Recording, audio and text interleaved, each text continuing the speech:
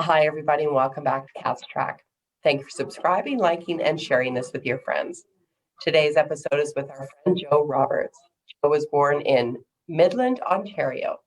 My sister Roxanne brought me to Joe's story, and after listening to his life story on a webinar, I was compelled to reach out and ask if he would join us today, and I'm grateful that he has. I'm hoping that I can hold it together this time. Joe tells me that besides his loved ones, he's most passionate about inspiring people to see their ultimate potential, and he does that each and every day. Friends, you'll find his full bio attached. Joe, thank you so much for joining us today. Oh, it's great to be on the show. Thanks for having me, Catherine. I'm glad you're here, Joe. Now, You're not going to make me cry, are you? No. Well, maybe. I don't make you anything. That's a very good point. You're right. You don't. I get to choose. All right. So why do you do what you do, my friend? Ooh, that's a good one. So I think that my journey has brought me here. So today I'm a thought leader, a professional speaker and trainer. And I like to work with people to help them see their untapped and unlimited potential. And how I came to that place is through my own personal journey and failure. In 1989, I was homeless. I pushed a shopping cart around Vancouver's downtown east side. I was one of those people you'd look at and think, this guy's a write-off. But inside me that entire time was that potential that each and every one of us has. Now, my story ends well. I got a second chance. My mom came out and helped me get off the street. I entered into a full-time drug facility. That led to me going to college. I graduated with honors, and in 5.5 years out of college, I found myself on the cover of Canadian Business as a celebrated entrepreneur. I was basically the Canadian version of the American dream. And so in that 12-year period, I went from a guy who, lived in one of the worst places in the Western world. And knowing what I know today about what's possible for all of us, my context is that even in the midst of the pandemic and all of this change and challenge, most of us have yet to tap that, that bigger gear, and that no matter what happens to us in life, it doesn't define us. That starting right now, your future is spotless. So the greatest kick in the world I get is standing in front of a group of people and getting them to stick their hand in their pocket to realize who they are. The tragedy of life isn't that it ends too soon, it's that we wait too long to begin it. Oh. And it's because of fear. And in this time when all of us are facing fear, uncertainty, and doubt on so many levels, there's so many stressors in our life, we forget the fact that we are so much bigger than the things that are happening around us. And should we change our mindset to see the world not as who we are and what's happened, but what's possible, that's when we can really begin to sort of move towards something different. Wow, so profound. You gave me goosebumps again. What about your top 3 things that you want to share with us today, Joe? I think that the top 3 things, well, a story. In 1989, when I was homeless and I was sitting on a park bench, this guy came up to me and his name was Gus. He was in his 70s. He had these bright, beautiful blue eyes. And I got to know him, and I got to know him because I was basically panhandling. I was, I saddled up beside him because I wanted to, borrow money off him. But what was really cool about this guy is he looked at me. He got to know my name, and he looked at me and he said, Joe, he says, there's more to you than you can see.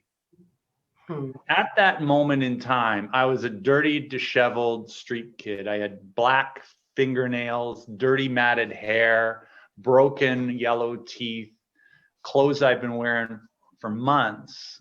But he saw past the exterior and spoke to my potential. And I believe that is my mantra, is that there's more to each and every one of us than we can see. Now, here's the thing.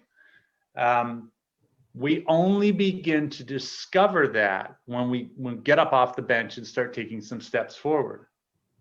And so for your listener today, the advice I always give, and I give it to my daughter and anyone close to me, is take some action today, take some positive action, take some steps forward in the face of fear and uncertainty and negative emotion. Because it's when we do that, that's when we begin to smash through the perceived roadblocks, the ones between our ears, and the situational roadblocks, the ones that present themselves in the real world. And when we do that, absolutely anything is possible. So I shared with you the front part of the story, which is, I was on the street and I became successful in business. But in 2016 and 17, I actually pushed a shopping cart 9,000 kilometers across Canada. Now, I'm not an athlete, and I was 49 years old when I did this, and I was 80 pounds overweight when I started my training. But by connecting to purpose and taking action, I was able to prove once again what Gus told me on that park bench 30 years ago, that there's more to us than what we see. But you only begin to discover that when you have the courage and the bravery to lean into things a little bit and get outside your comfort zone and take some action steps forward. Whoa, I love it. What great advice for all of us. I better look at my to-do list tomorrow. Do the things you hate first. I do, wake up in the morning, actually. whatever it is I'm trying to avoid, I listen to that little, it's like kazoo. Remember the Flintstones? Kazoo used to pop up on Freddie Flintstone's shoulder, and he would always give him bad advice. It's like, hello, dum dum. And if I listen to kazoo, I'm not gonna do well. But if I just kind of knock him off and get busy doing the thing that I'm avoiding, the rest of my day is a breeze. You're right. Actually, that was my day yesterday. I had 3 projects that I've been procrastinating about. I thought, just going to get them done first thing and get it over with. And so in there, you actually proved the model that I just shared, which is didn't feel like doing it, did it anyway, moved through a roadblock, and you had a positive outcome. Yeah. So when I get asked by reporters, and I've been interviewed thousands of times during the push for change and my success in the corporate world, how did you do it? How did you do it? Like there's this big secret. There's no big secret. We all have access to this stuff every single day. I'm not special. I just did something consistently over a long period of time, and that changed the trajectory of my life. Amazing, Joe. Amazing. Thank you. And how about your next, what's new? What's going to be the new frontier for you, or good news story? I'm a bit of an optimist. Obviously. Yeah, and I thrust myself into high performance environments on purpose to grow. I believe that we are in the midst of the greatest human resiliency project that we've ever seen. The problem is we're not through it yet. And so what's going to happen to everyone 2, 3, 4 years from now is we're going to look back at this time and go, whoa, did I ever learn a lot about myself and the world around me because of this experience? In essence, every single person has experienced what I experienced when I was homeless.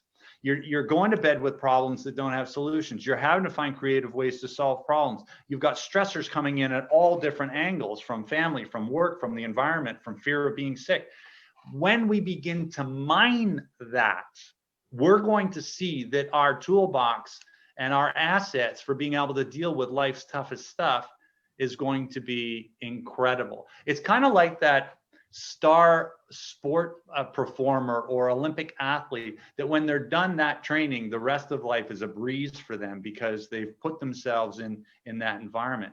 And so that's my optimistic thought as I look forward, is that each one of us begins to unpack these negative experiences and see them for the positive ones that they really are. You're awesome. Now, tell us how we can find you. What can we promote about? How can we read more about your stories, and where can we find all this information? Sure. So the best place to find me personally is on LinkedIn, and it's just Joe Roberts and then the Skidrow CEO. So I'm pretty easy to find there.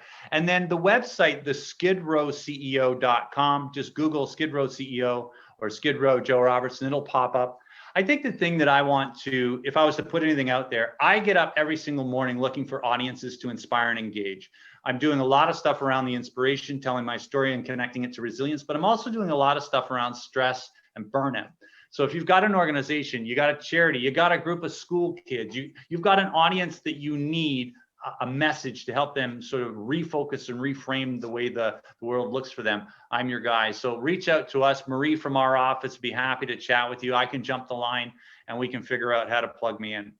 Wow, Joe, that's awesome. Well, I personally think that the entire world needs you. I am exposed to so many that are stressed and hurting, quite frankly. So I know that you would give hope to many, and I know that you've done that today. Thank you so much for joining us today. Oh, it's my pleasure. Anytime. Thanks, Joe. Hey, everyone, that's Joe Roberts. Oh my goodness, very inspirational. And do check out his full story. It's inspiring and very powerful. Thanks for joining us on Cast Track, and we'll see you next time.